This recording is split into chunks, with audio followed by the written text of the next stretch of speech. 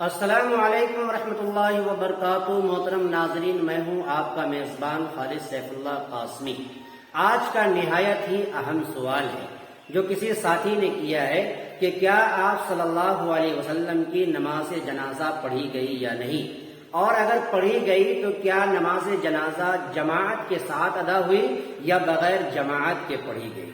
تو اس سلسلے میں جواب ذہن نشین فرما لیں کہ آپ صلی اللہ علیہ وسلم کی نماز جنازہ ادا ہوئی ہے،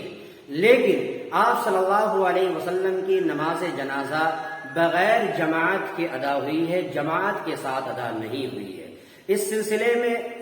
ابن اسحاق اور اہل سیر نے نقل کیا ہے کہ آپ صلی اللہ علیہ وسلم کے تجہیز و تکفین کے بعد آپ صلی اللہ علیہ وسلم کا جنازہ حجرہ مبارک میں قبر کے پاس رکھ دیا گیا تو سب سے پہلے مردوں نے گروہ در گروہ نمازیں ادا کی، پھر عورتوں نے نماز جنازہ پڑھی، پھر تمام بچوں نے نماز جنازہ کو ادا کیا۔ اس سلسلے میں حکیم الامت حضرت مولانا اشرف علی تھانوی علیہ الرحمہ نشر الطیب کے حوالے سے لکھتے ہیں، اور ابن ماجہ کے اندر ایک روایت بھی حضرت ابن عباس رضی اللہ تعالیٰ عنہ کی موجود ہے کہ آپ صلی اللہ علیہ وسلم کا جنازہ قبر مبارک کے پاس حجرہ مبارک میں رکھ دیا گیا، اور وہاں پر سب سے پہلے مردوں نے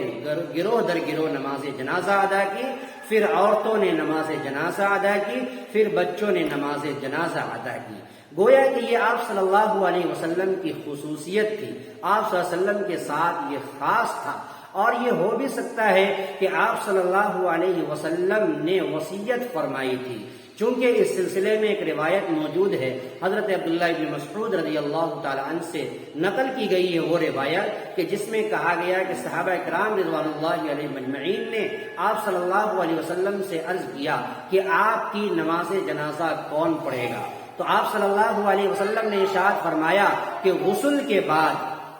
کے بعد یعنی غسل اور کفن کے بعد ہمارے جنازے کو حجرہ مبارک میں اور قبر کے پاس رکھ دینا، وہاں پر پہلے گروہ در گروہ مرد نماز ادا کریں گے، پھر اہل بیت کی تمام عورتیں ادا کریں گی، پھر تم لوگ نماز جنازہ کو ادا کرو گے۔ گویا کہ اس سلسلے میں یہ بات ذہن نشین فرما لے کہ آپ صلی اللہ علیہ وسلم کی نماز جنازہ ادا ہوئی ہے، لیکن جماعت کے ساتھ ادا نہیں ہوئی بلکہ بغیر جماعت کے ادا ہوئی ہے، اور تمام صحابہ کرام رضوان اللہ علیہ مجمعین اور اہل بیت نے فردن نماز جنازہ کو ادا کیا ہے۔ اللہ تعالی ہم سب کو نیک عمل کی توفیق عطا فرمائے۔